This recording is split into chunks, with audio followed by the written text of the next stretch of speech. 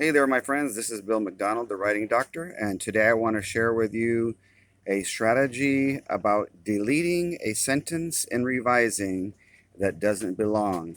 In my binder and in my trainings with teachers and students, I call it one of these things just doesn't belong here. And I can't remember if that was from Sesame Street or where, but I just wanted to show you this is from the fourth grade test from this past spring. And being that I help parents tutor their children, I get access to the test and show the kids some strategies. So what I want to do for you here is show you a couple of simple ways to help students with questions that were difficult. So if I show this to you, it said the state average for this particular question was 50% only. It's 4.11b, developing drafts into a focused, structured, and coherent piece of writing by developing an engaging idea with relevant details. Okay? The idea is the engaging idea, which is the main idea, the topic sentence, if you want to call it that, and relevant details is the specific supporting sentences that go with that main idea, that engaging idea.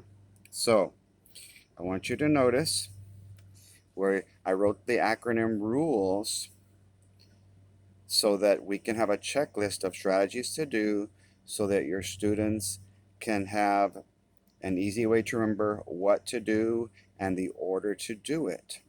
So RULES, for all of you who have the binder, is inside there in full color for you where you can show it digitally, but the kids can make their own little chart.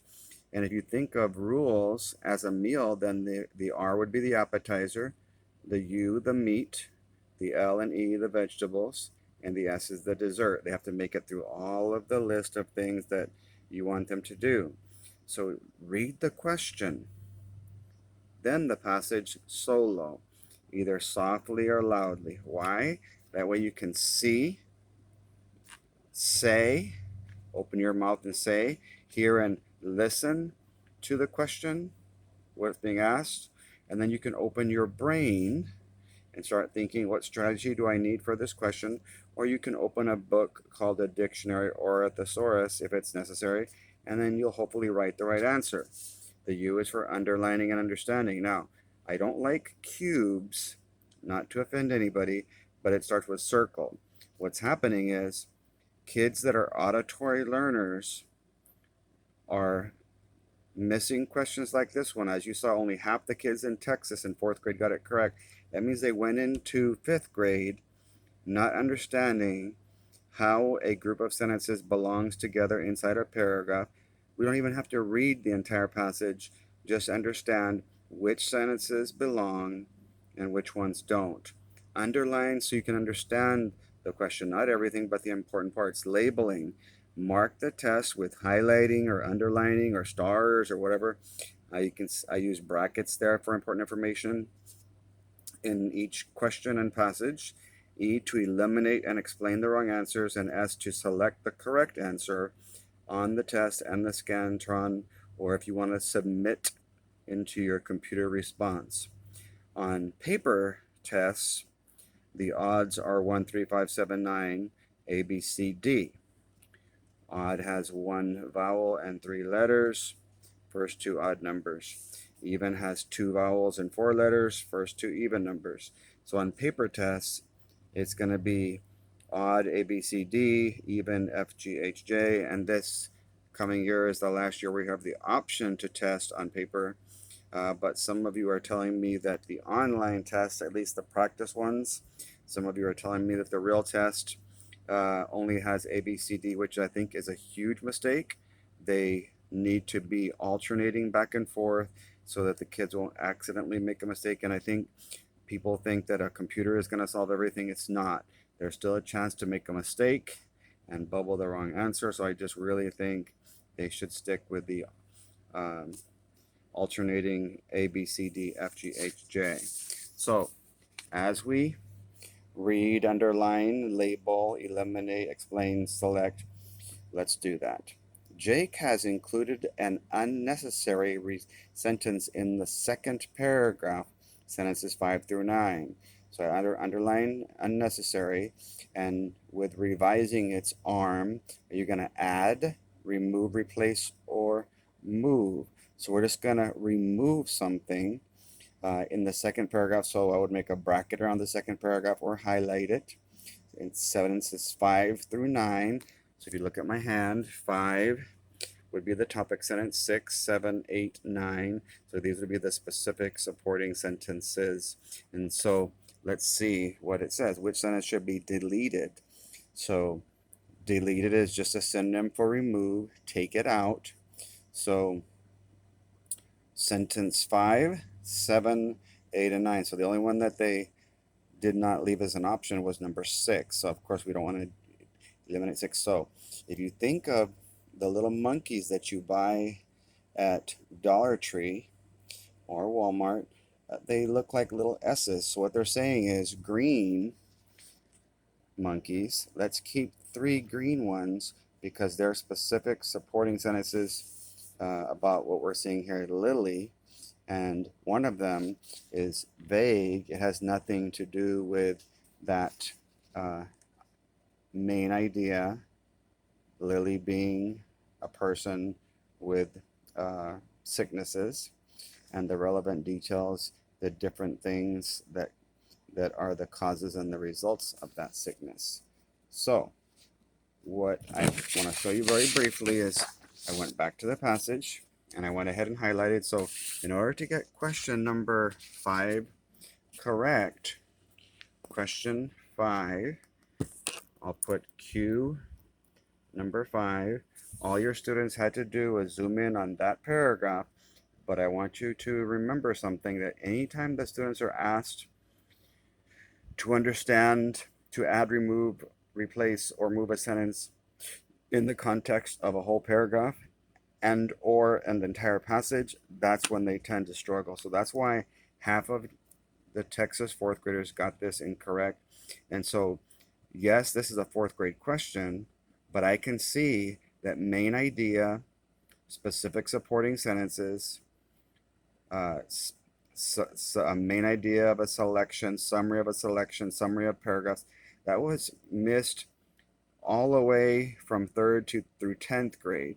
So what I'm going to show you here can apply to every single grade level. Of course, you would just be using higher vocabulary, but a main idea is a main idea, a topic sentence, etc. So what I did was I used my READ-VISING graphic organizer that I invented a couple of years ago when the 2008 revising test for 4th grade was so hard.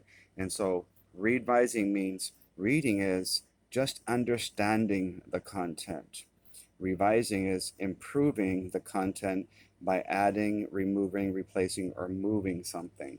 And so the reason that some of you are in the READ-VISING webinar is because you have very limited time to be able to do both reading and revising. So as you can see here, the red, every passage has a purpose. Sometimes there's a prompt or a topic that was written about. They're all written in a certain point of view. They have a paragraph or paragraphs. Sometimes there's one passage. Sometimes the questions are about a paired passage. Sometimes it's the purpose is a personal narrative. It's entertaining. They're persuading. But regardless, everything in a passage, whether it's a reading passage, an editing, revising, science or slow studies, everything that you're reading ties together. So I'll freeze the camera there for a few seconds so you can see all of these things that work together in terms of a paragraph that you're just trying to do in reading to comprehend, understand the content, or to do revising to improve the content. So what I circled was main idea, because in order to find out a sentence that we need to get rid of, we've got to find out what the main idea of the paragraph is. And so it's basically one paragraph, and we have 3 specific supporting sentences, 3 S's, and 1B that you remember. So instead of making you read the entire paragraph back in the passage, I do what I call hashtag. I went ahead and wrote on the fingernails sentence 5, 6, 7, 8, and 9. That way we can see how they relate or don't. So sentence 5 was about Lily and Haley. They're twins, but Lily was born with health problems. So since being twins to me is not as relevant as having health problems, my focus, my target went to Lily on sentence 5 and her health problems. Sentence 6 continued that to support it. What do you mean by health problems? Let's go from vague to specific. She can't speak or walk. She's sometimes in a hospital. Okay. Sentence 7, also about Lily. She has epilepsy. It's a brain condition that causes seizures. Okay. Well, what are seizures? Seizures. So I got an engagement ring, and I connected sentence 7 to sentence 8 because they said, well, in case you don't know what seizures are, there are different types that cause your muscles to shake or to jerk.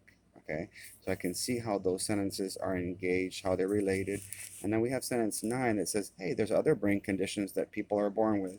Well, this is no longer about Lily. It's no longer about the epilepsy or the seizures. It just talks about other brain conditions, which are not the one that she has. And they're talking about other people, which is not Lily.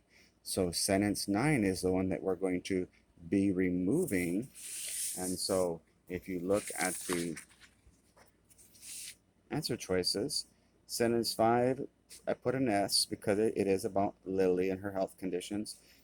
I'm going to remove it because I only remove the one that's vague, the one that doesn't belong. Sentence 7 was about her epilepsy. Let's call that the cause.